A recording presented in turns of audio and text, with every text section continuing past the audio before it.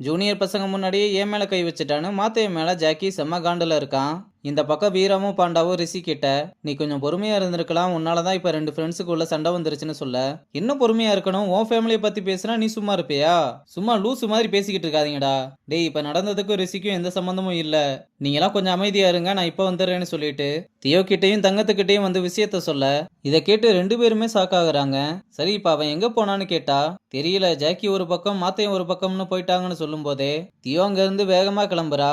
அப்புறம் நேரா ஜாக்கி கிட்ட வந்து, மாத்தையும் உன்னை அடிச்சது தப்பு தான், நான் அவன் பண்ணதை நியாயப்படுத்த வரல, எங்க எல்லார விட அவனை பத்தி உனக்கு தான் நல்லா தெரியும், நீ எதையும் மனசுல வச்சுக்காதுன்னு சொல்றா. ஆனா அதுக்கு ஜாக்கி ஒரு வார்த்தை கூட பேசாம இன்னும் கோவத்துல தான் இருக்கான். இங்க மாத்தையனும் இருக்க கோவத்தெல்லாம் செவத்துல குத்தி காமிச்சுக்கிட்டு இருக்க. தியோ வேகமா வந்து அவனை தடுத்ததும், நான் ஜாக்கியை அடிச்சிட்டேன், அவன் ஃபேமிலியை பத்தி பேக்ரவுண்டை பத்தி எல்லாம் பேசும்போது எனக்கு என்ன பண்றதுன்னே தெரியல, நான் அடிச்சது தப்பு தான், ஆனா அவன் ஓவரா பேசுறான்னு சொன்னதும் தியோவும் அவனை சமாதானப்படுத்த ட்ரை பண்ண, இதை நானே பாத்துக்கிறேன், நீ இதுக்குள்ள வராத, நீ இங்க இருந்து முதல்ல கிளம்பு, அப்படியெல்லாம் உன்னை விட்டுட்டு போக முடியாதுன்னு சொன்னதும் மாத்தையனும் அடிச்சிருக்க கூடாதுன்னு சொல்லிட்டு அவன் அந்த இடத்த விட்டு கிளம்புறான்.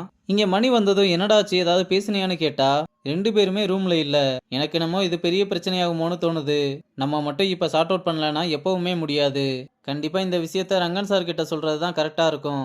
டேய், இதெல்லாம் எதுக்குடா அவர்கிட்ட சொல்லிக்கிட்டு, அதெல்லாம் தானா சால்வ் ஆயிடும்னு ரிஷி வேணாம்னு சொல்றான். இந்த பக்கம் இங்க நடக்கிறது எதுவுமே தெரியாம ரங்கனும் துளசியும் போன்ல ரொமான்ஸ் பண்ணிக்கிட்டு இருக்காங்க. ஆனா போனை வச்சதும் ராஜீவ் வாய்ஸ் மெசேஜ் அனுப்பியிருக்க, அதை ஓபன் பண்ணி பார்த்தா, நான் மீடியால பேசினதெல்லாம் உன் மேல இருக்க கன்சர்னால தான், அதுல எந்த ஸ்டாட்டிக்ஸும் இல்ல, நான் உன் மேல இருக்க கேர்னால தான் அப்படி பண்ணேன்னு சொன்னதை கேட்டு துளசி ரொம்பவே அப்செட் ஆகுறா. இங்க பசங்களா ரொம்ப சோகமா உட்காந்துருக்கத பார்த்து, இப்ப ஏன்டா எல்லாரும் கப்பல் கவுந்து போன மாதிரி உட்காந்துருக்கீங்கன்னு கேட்டா, டேய், அதான் உனக்கு எல்லாமே தெரியும்ல, தெரிஞ்சுக்கிட்டே கேட்டா எப்படி? சரிடா, எல்லா பிரச்சனையும் என்னால தானே, நானே இதை பேசி சரி பண்றேன்னு சொன்னா, இல்ல இல்ல, அதெல்லாம் சரியா வராது, வேற ஏதாவது யோசிக்கலாம், இப்போதைக்கு நம்ம மாத்தையனை மறுபடியும் ட்ரிகர் ஆகாம பாத்துக்கணும், அது மட்டும்தான் நம்ம கையில இருக்கு, ஆனா எனக்கு என்னமோ ஜாக்கி ப்ரோ தான் ட்ரிகர் ஆவாருன்னு தோணுது, இதை கொஞ்சம் கேர்ஃபுல்லா தான் ஹேண்டில் பண்ணணும், கரெக்டா போய் பேசினா எல்லாம் சரியாயிரும்னு ரிஷியும் சொல்றான். அப்ப மாத்தையன் வந்து ஜாக்கி எங்கன்னு கேட்க, நம்ம பசங்களும் தெரியலன்னு சொல்றாங்க. அப்ப ரங்கனும் வந்து நம்ம பசங்களை கூப்பிட்டு, ஜாக்கி கிட்ட பேச சொன்னேன்ல, பேசுனீங்களா? உங்க மூஞ்செல்லாம் பார்த்தா பிரச்சனையை சால்வ் பண்ண மாதிரி தெரியல, என்னடா பண்ணி தொலைச்சிங்கன்னு கேட்டுக்கிட்டு இருக்கும்போது ஜாக்கி அந்த பக்கம் கிராஸ் ஆகி போனதான் அவனை கூப்பிட, அவன் வந்ததுமே நம்ம பசங்களா அவனை குறுகுறுன்னு பார்க்க, ஏன்டா அவனை அப்படி பாக்குறீங்கன்னு கேட்டா, சார் அதெல்லாம் ஒண்ணும் இல்லைன்னு மழுப்புறானுங்க. ஜாக்கியும் பிராக்டிஸை ஸ்டார்ட் பண்ணலாமான்னு கேட்க ரங்கனும் சரின்னு சொல்றான். உடனே எல்லாருமே கிளம்புனதும் மணியை மட்டும் தனியா கூப்பிட்டு, ஒழுங்கு மரியாதை என்னாச்சுன்னு சொல்லுன்னு கேட்க, அவனும் இதுக்கு மேல மறைக்க முடியாதுன்னு நடந்த எல்லா விஷயத்தையுமே சொன்னதும், அப்புறம் ஏன்டா என்கிட்ட எதுவுமே சொல்லாம இருந்தீங்கன்னு கடுப்பாகிறான். அப்புறம் மணி வந்ததுமே எதுவும் சொன்னையான்னு கேட்டா, அதெல்லாம் ஒண்ணுமே சொல்லலன்னு சொல்றான். அப்ப மாத்தையனும் ஜாக்கி கிட்ட, மச்சான் தெரியாம அடிச்சிட்டேன்டா, நீ அவனோட ஃபேமிலியெல்லாம் இழுத்ததும் ஒரு மாதிரி சுருன்னு ஏறிடுச்சுரா, அதனாலதான் மச்சான் கை விட்டேன், சாரிடான்னு கூப்பிட, ஜாக்கி மாத்தையன் மேல கை வாங்கி அவனை தள்ளி விட்டு, இப்ப எல்லாருமே பாத்துட்டாங்க, நான் சாரி கேட்டா சரியாயிருமா? ஏன்டா பணக்கார பையனதும் இழுச்சிட்டு பின்னாடியே போறீங்க? இப்பவும் சொல்றேன், அவனோட ஃபேமிலி பேக்ரவுண்ட்ல இருந்து தான் அவனுக்கு அந்த திமிரு வந்துச்சு.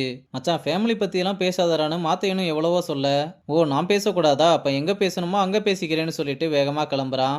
அப்படியே நேரா ரங்கன் கிட்ட வந்து, கேப்டன் மேல ஒரு கம்ப்ளைண்ட் ரைஸ் பண்ணணும், இப்ப அவன் ரொம்ப பார்சியாலிட்டி பாக்குறான், பேசும்போது மேலலாம் கை வைக்கிறான்னு சொல்ல, நானும் கேள்விப்பட்டேன், மாத்தையன் பண்ணது தப்பு தான், ஆனா டீமுக்குள்ள இந்த மாதிரி நடக்கிறது சகஜம்தான், நம்ம இதை கொஞ்சம் பொறுமையா ஹேண்டில் பண்ணலாம்னு சொல்றான். ஆனா அதை ஜாக்கி தப்பா புரிஞ்சுக்கிட்டு, எனக்கு தெரியும் சார், இந்த கம்ப்ளைண்ட்டை நீங்க எடுத்துக்க மாட்டீங்கன்னு, என்னதான் இருந்தாலும் நீங்க அவனோட கார்டியன் தானே, அவனுக்கு தான் எப்படியும் நீங்க சப்போர்ட் பண்ணுவீங்க, டேய் இந்த கார்டியன்லாம் கேட்டுக்கு வெளியே தான், இங்கே நான் உங்க எல்லாருக்குமே கோச்சுன்னு சொல்றான். அப்புறம் ஏன் சார் கம்ப்ளைண்ட் எடுக்காம என்ன கன்வின்ஸ் பண்ணிக்கிட்டு இருக்கீங்க, அட்வைஸ் பண்றதா இருந்தா அவனுக்கு பண்ணுங்கன்னு சொல்லும்போது மாத்தையன் அங்க வர, நீங்க பண்ண மாட்டீங்கன்னு எனக்கு நல்லா தெரியும், இங்க யாரு மேலே இல்லாத கன்சர்ன் உங்களுக்கு அவன் மேல மட்டும் தானே இருக்குன்னு கோவமா அங்க இருந்து கிளம்புறான். மாத்தையனும் உங்களை இந்த இடத்துல கொண்டு வந்து நிறுத்திட்டேன்னு சாரி கேட்டு, என்னோட கேப்டன்சினால தான் இவ்வளவு பிரச்சனையும், நான் இந்த கேப்டன்சியை விட்டு விலகுறேன்னு சொன்னதும், அதெல்லாம் அப்புறம் பேசிக்கலாம், நீ முதல்ல அவன் மேல கை வச்சது தப்புன்னு சொல்ல, இல்ல சார் கேப்டன்சினால தான் மறுபடியும் சொல்றான். டேய், உன்னை விட எனக்கு இந்த டீம் மேல ரெஸ்பான்சிபிலிட்டி அதிகம், விடு பாத்துக்கலாம்னு சொல்லி அனுப்பி விடுறதோட இந்த எபிசோட முடிச்சிருக்காங்க.